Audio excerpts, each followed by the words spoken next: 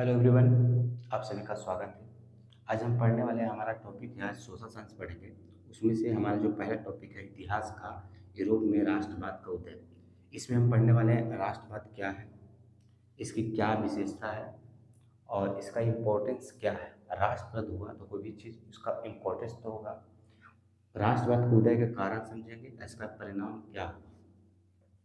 तो सबसे पहले हम जानेंगे कि राष्ट्रवाद क्या है। तो राष्ट्रवाद क्या है आपका? राष्ट्रवाद है प्रेम, एकता, गर्व और सम्मान। राष्ट्रवाद क्या है? प्रेम, एकता, गर्व और सम्मान की भावना को क्या कहते हैं? भावना को क्या बोलते हैं? राष्ट्रवाद बोलते हैं। क्या बोलते हैं? राष्ट्रवाद कहते हैं। किसी देश के प्रति प्रेम, एकता और क्या, गर्व और सम्मान की भावना को क्या बोलते हैं? राष्ट्रवाद बोलते हैं। अब हम समझते हैं कि राष्ट्रवाद जो है, राष्ट्रवाद की विशेषता क्या है। तो राष्ट्रवाद की विशेषता,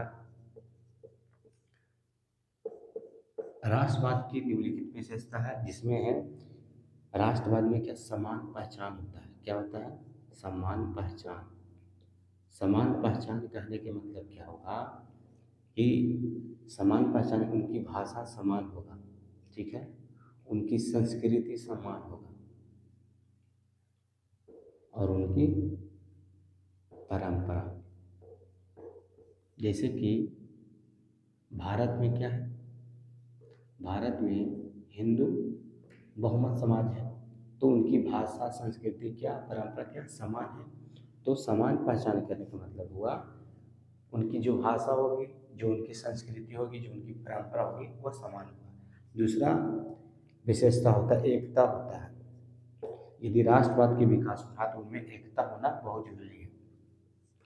उनके अंदर प्रेम होगा, किसके प्रति? देश के प्रति, अपने राष्ट्र के प्रति उनके अंदर प्रेम होगा और गर्व भी होगा अपने देश के लिए। जैसे कि हम लोग को, भारतीय लोग को भारत के प्रति गर्व है। भारत के सैनिक के प्रति हम लोग का क्या है? गर्व है। सैनिक को हमारे देश के लिए प्रति गर्व है। तो ये चार चीज राष्ट्रवाद की विशेषता होती है। अब राष्ट्रवाद की, जो राष्ट्रवाद के जो इसमें इम्पोर्टेंस क्या है, माने राष्ट्रवाद क्यों इतना इम्पोर्टेंस दिया जाता है। तो देखिए, राष्ट्रवाद से क्या होता है, एकता की भावना बढ़ता है, लोगों के अंदर एकता, एकजुट होते हैं। जिससे कि आपने हाल ही में देखा होगा, सरकार ने किसानों के लिए बिल लाया था। तो किसानों के खिलाफ होने के कारण बिल जो है, किसान एकजुट हुए और सरकार का विरोध किए और बाद में सरकार ने क्या किया, उस बिल को वापस ले लिया। अभी अभी हाल ही में अरावली पर्वत को लेकर जो विवाद हो रहा था, इसमें अरावली पर्वत को क्या करा जा रहा था? काटा जा रहा था, अवैध खनन किया जा रहा था। जिसमें जो भी राजस्थान के लोग थे, और आपका राजस्थान हो गया, और गुजरात गुजरात या और भी कई जगह से लोग वहाँ गए और इस चीज़ का विरोध किए। और सरकार ने इस बात को माना भी, और तो लोग इनमें एकता की भावना जगा, तो इन्हें बोलेंगे राष्ट्रवाद। अब हम समझते हैं दूसरा फायदा क्या है। इनमें इम्पोर्टेंस क्या, भाईचारा बढ़ता है। क्या बढ़ता है? भाईचारा। माने राष्ट्रवाद होगा तो एक दूसरे के प्रति एकता तो बढ़ता ही, और भाईचारा भी बढ़ता है। और क्या होता है?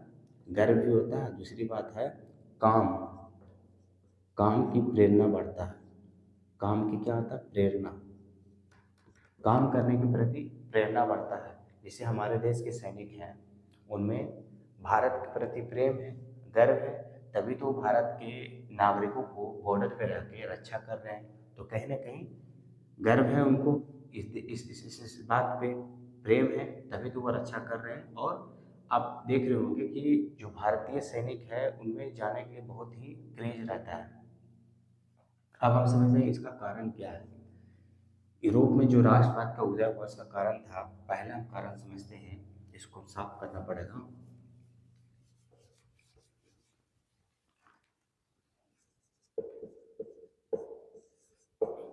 जो यूरोप में राष्ट्रवाद का उदय हुआ, उसमें पहला कारण था फ्रांसीसी क्रांति। फ्रांसीसी क्रांति। फ्रांसीसी क्रांति क्यों? फ्रांसीसी क्रांति जब अमेरिका में क्रांति हुआ था, तब अमेरिकी जो सैनिक थे वहाँ अमेरिका में गए थे। जब वो अमेरिका से लौट कर आए तो उनमें भी क्या हुआ, उन्हें भी स्वतंत्रता चाहिए था, समानता और बंधुत्व। वो कहीं न कहीं दिलों में संजो करके लाए और उन्हें भी स्वतंत्रता, समानता, बंधुत्व की भावना जगा और उन्होंने लोगों को एकजुट किया, लोगों में राष्ट्रवाद की भावना को जगाया और वहाँ क्रांति हुआ। तो पहला कारण क्या था? जब वहाँ क्रांति हुआ तो उन्होंने मांग किया, उनका उद्देश्य था, इससे क्या हुआ, यूरोप के अन्य देशों में भी स्वतंत्रता, समानता और बंधुत्व की भावना बढ़ा। दूसरा था नेपोलियन नेपोलियन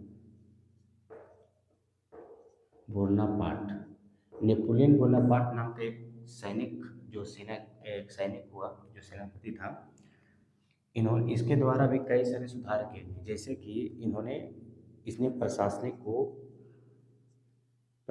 को मजबूत किया था, ठीक है। और सड़क निर्माण, आपका नया कानून बनाया और नया कानून का नाम दिया गया नेपोलियन संहिता। इसके द्वारा जो सुधार किए गए, नेपोलियन बोनापार्ट ने क्या किया, इसका एक बड़ा साम्राज्य बनाया। छोटे छोटे जो देश थे आसपास, उस पर कब्जा करके ये क्या करता था, अपने अपने स्टेट में या अपने राष्ट्र में मिला लेता था। और इसके कारण क्या हुआ, धीरे धीरे क्या हुआ, जो लोकतंत्र का जो ये भावना जगा हुआ, इनके प्रति भी ये आवाज़ उठने लगा और नेपोलियन का पतन हो गया। तीसरा कारण था वियना में जो हुआ था मीटिंग, एक संधि हुआ, एक कांग्रेस हुआ एक प्रकार का, जो करीब 1915 में हुआ था, ठीक है। इस मीटिंग में फिर से राजतंत्र को मजबूत करने के लिए जितने भी राजा थे, पहले राजतंत्र था, उन्होंने मीटिंग किया कि फिर से राजतंत्र को लाया जाए। इसके लिए भी ये तीन कारण बहुत ही महत्वपूर्ण है। इन तीन कारण के कारण क्या गया, यूरोप में राष्ट्रवाद का उदय हुआ था। जब राष्ट्रवाद का उदय हो गया तो आर्थिक कारण भी एक है, क्योंकि इस समय औद्योगिक क्रांति हो गया। क्या हुआ? औद्योगिक क्रांति। औद्योगिक क्रांति के कारण क्या हुआ, औद्योगिक क्रांति हुआ तो इसके कारण उत्पादन बढ़ा। जब उत्पादन बढ़ा तो धीरे धीरे क्या हुआ, डिमांड लोगों को भी बढ़ने लगा।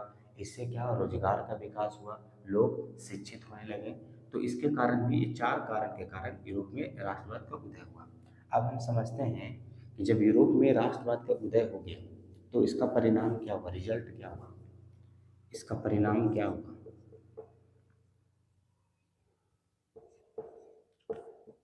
इसका रिजल्ट क्या हुआ? इसका रिजल्ट हुआ कि नए राष्ट्रों का निर्माण हुआ।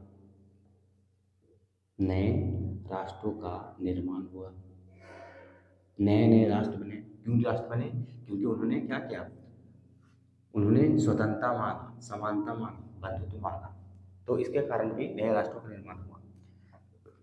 जो राजतंत्र था, राजतंत्र कहने का मतलब जो राजा का शासन था, वो क्या कमजोर हो गया। क्या हुआ? कमजोर होने लगा, राजतंत्र कमजोर होने लगा। जब राजतंत्र कमजोर होगा तो लोकतंत्र के क्या होगा, विकास होगा। लोकतंत्र का विकास होगा। तो ये तीन पॉइंट याद रखिएगा। जब यूरोप में राष्ट्रवाद की भावना बढ़ा तो उसके कारण क्या हुआ, परिणाम में नए राष्ट्रों का निर्माण हुआ, उनको लोकतंत्र मिला। लोकतंत्र माने होता है जनता के द्वारा चुनी हुई सरकार बने, ना कि राजा का बेटा ही राजा बने।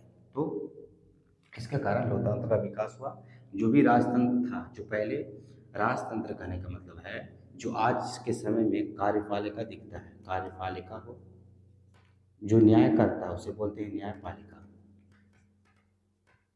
जो कानून बनाता है उसको बोलते हैं विधायिका। तो ये तीन जो पावर था, ये तीनों किसके पास था, राजा के पास था।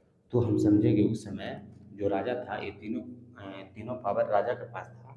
इसीलिए राजा क्या निरंकुश हो जाता था, जिससे जो आम जनता उनको दमन भी करता था। लेकिन आज के समय में कार्यपालिका हो, चाहे न्यायपालिका हो, चाहे विधायिका हो, ये तीनों क्या है, अलग अलग है। तो हम नेक्स्ट वीडियो में हम सीखेंगे इसके चैप्टर और से रिलेटेड सीखेंगे। तो यदि वीडियो अच्छा लगा तो चैनल को सब्सक्राइब करिए और लाइक करिए। मिलते हैं नेक्स्ट वीडियो में। Thank you so much.